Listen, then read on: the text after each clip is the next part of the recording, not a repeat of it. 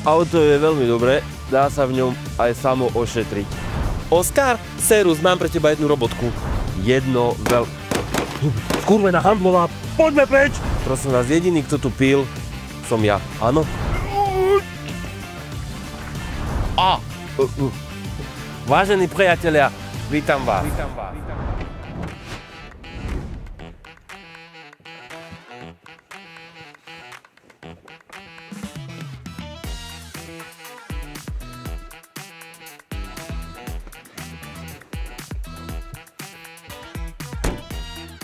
Volant, tak poviem, ani vizuálne nie pred sebou mám.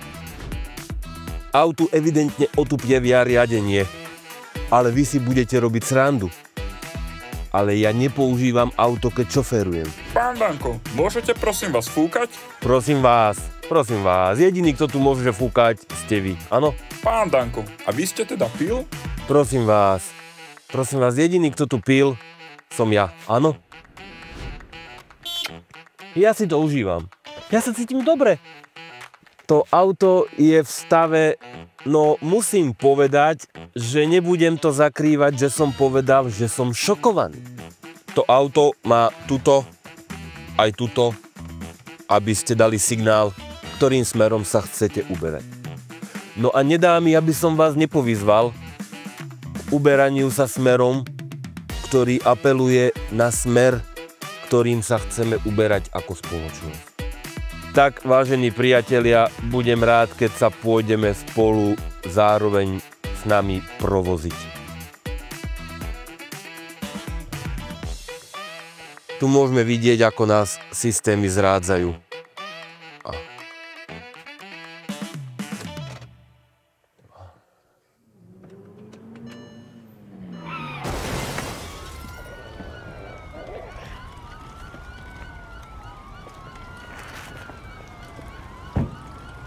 Auto je veľmi dobré, dá sa v ňom aj samo ošetriť.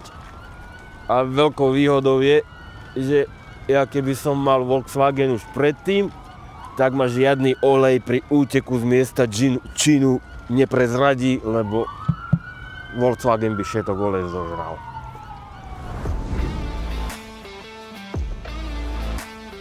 Ty piča! Čo je?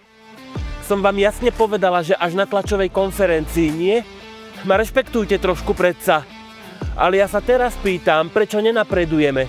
Viete, prečo nenapredujeme? No však, lebo čakáme na šoféra. Dobrý deň, pani ministerka. Tak, tam to bude. A vy ste kto? Ja som váš šofér. Kam vás odveziem? Pustite mi nejakú hudbu. A nech je slovenská a žiadna iná. Páči sa. To mi je povedomé. Čo to je? No ale to mi príde trošku zastaralé. Počkajte, musím si zatelefonovať.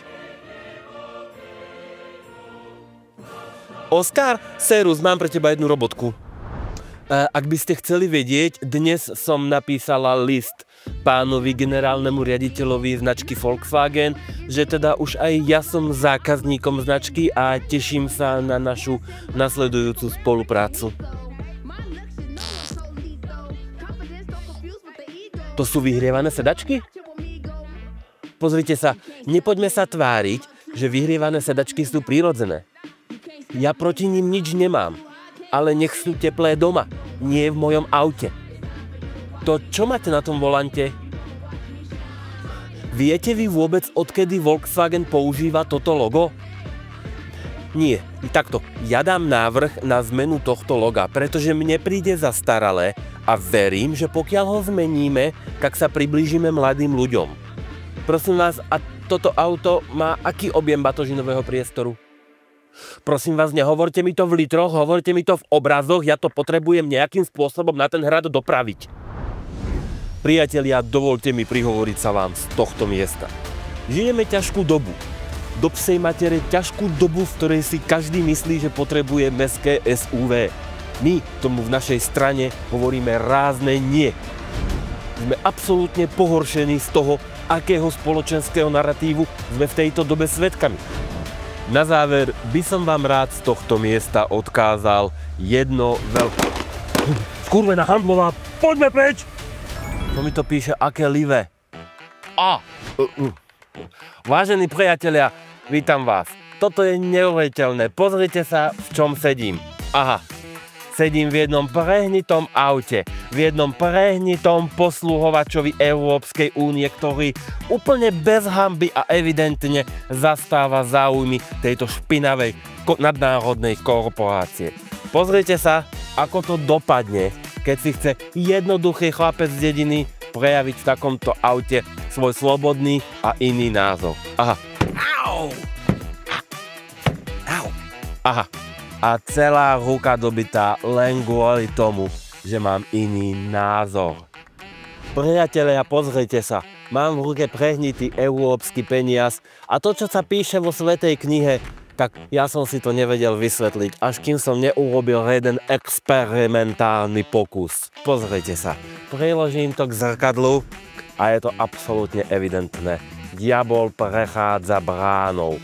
A nielen, že prechádza bránou, prechádza aj prostredníctvom tohto motorového vozidla do mojej slobodnej hlavičky, kde sa ma snaží ovplyvniť. Priatelia, pozrite sa. Auto prostredníctvom tejto malej trubky čmudí a dymí a samozrejme, že to nikomu nevadí. A mocné servisné reťazce, autorizovaní predajcovia a všetci tí, ktorým sú prednejšie vlastné zisky a špinavé západné peniaze, vám povedia, že čmudí preto, že auto žerie olej. Pravda je však taká, priatelia, že auto čmudí pretože vydáva tzv. Chemtrails. Funguje to v podstate veľmi jednoducho. Ľudia, prehnití šoféry západných krajín si naplnia auto dymom a potom ho prostredníctvom tejto trúbky vypúšťajú do ovzdušia. Do ovzdušia, v ktorom pravdepodobne aj vy vychovávate svoje deti. Ale nebojte sa, vážení priatelia, my ponúkame aj riešenie. Každú noc predtým, ako pôjdete spať, vezmite fľašu s octom a jednoducho ľahúčko prstíkom ponatierajte šoférom vo vašej ulici výfuky znútra. Tým pádom eliminujete účinok tohto nechutného, vražedného chemtrails.